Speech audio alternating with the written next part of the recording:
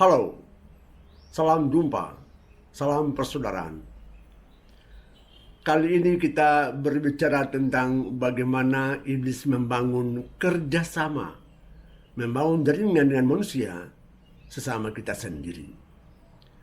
Memang iblis bisa kerjasama dengan manusia yang suka pada kejahatan, yang mencintai kejahatan.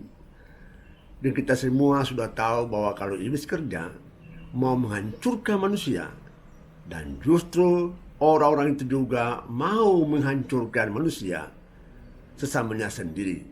Karena apa? Dia mau kerjasama dengan iblis. Dan iblis juga mau kerjasama dengan mereka. Oleh karena apa? Dengan begitu lebih menguatkan lagi posisi iblis di dalam dan di tengah-tengah dunia ini. Saudara, bila iblis kerjasama dengan manusia, yang dia buat ialah dia gunakan manusia yang cinta pada pertama ialah black magic. Artinya apa? Orang-orang itu melalui ilmu sihir, melalui upacara-upacara sihir mau menghancurkan orang-orang yang dia benci, yang dia dendam kepada mereka-mereka itu. Caranya apa? Bagaimana caranya? Ada upacara khusus yang dibuat oleh orang-orang ini dengan upacara sihirnya.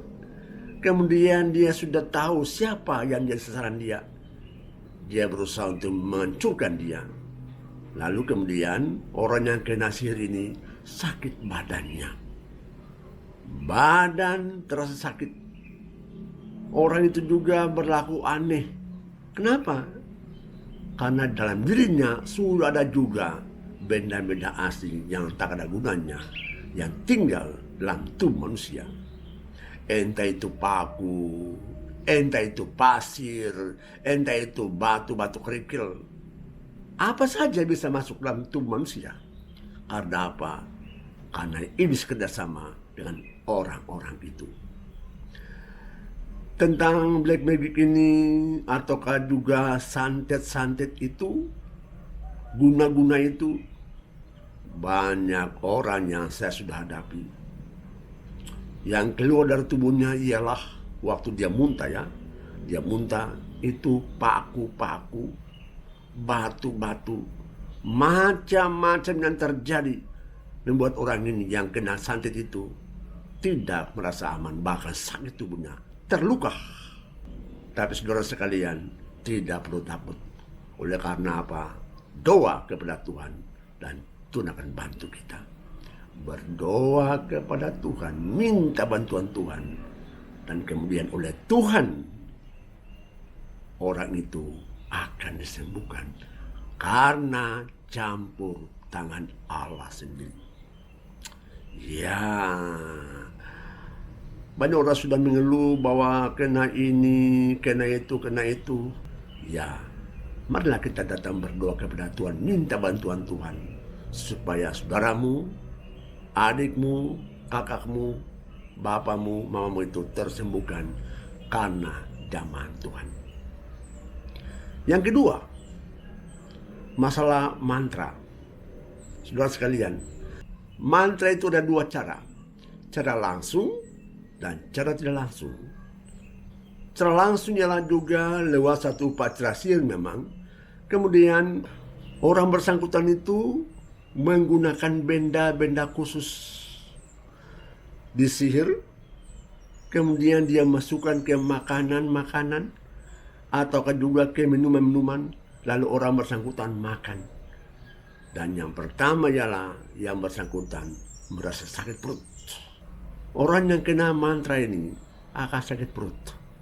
Karena makanan dan minuman turun ke bagian perut ini. Dan itulah yang membuat badan kita tidak terasa aman. Cara pertama.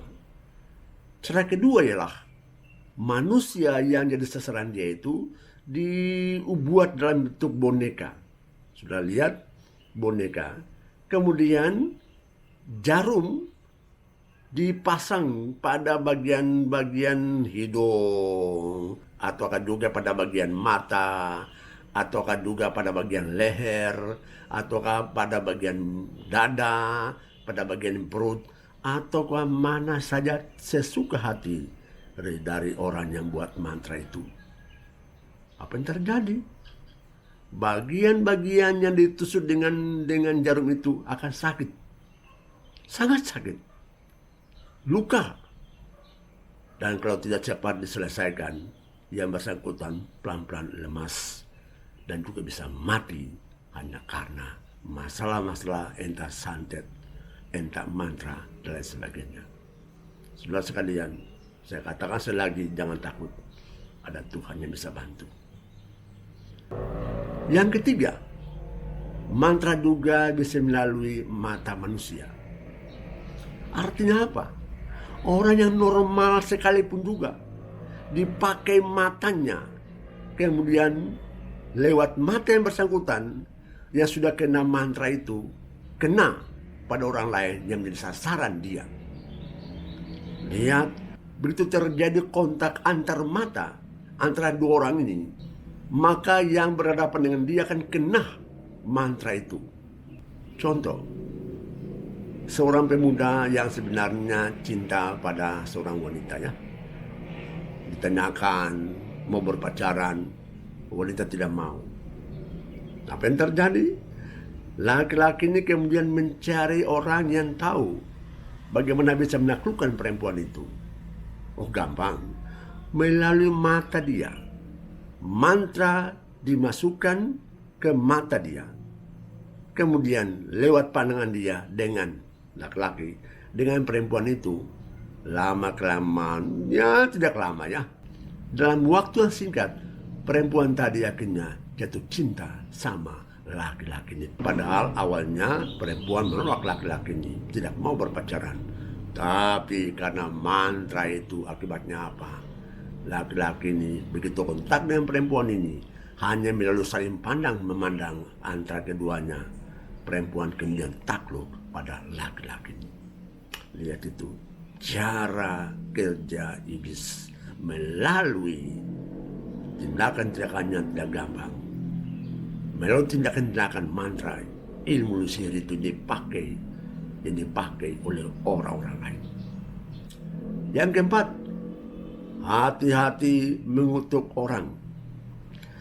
Entah ibu kepada anaknya, ataukah juga oma kepada cucunya, atau opa kepada cucunya. Hati-hati mengutuk anak-anakmu, mengutuk cucumu. Karena apa? Lewat kutukan itu iblis pakai untuk menghancurkan orang bersangkutan.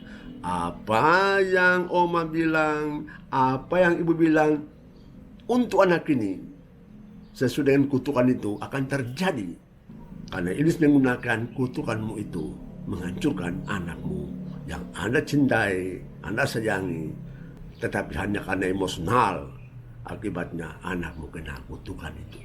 Hati-hati, lebih baik janganlah mengutuk putra putrimu, cucu cicimu, tak ada gunanya, karena mereka itu juga adalah anak-anak Tuhan. Singkatnya, memang ada macam-macam cara yang bisa pakai, teristimewa lewat cara ilmu sihir ini, upacara sihir ini untuk menaklukkan manusia. Saudara, melalui black magic orang bisa mati. Melalui mantra orang juga bisa mati. Karena itu hendaklah lepaskanlah bagi mereka-mereka yang cinta pada santet itu, jangan sekali. Nanti pada saatnya Anda mati susah. Mati susah, hidup pun susah. Anda setengah mati. Anda payah. Waktu alami sakit, mendekat ajalmu, Anda susah mati, Anda juga susah hidup. Karena apa?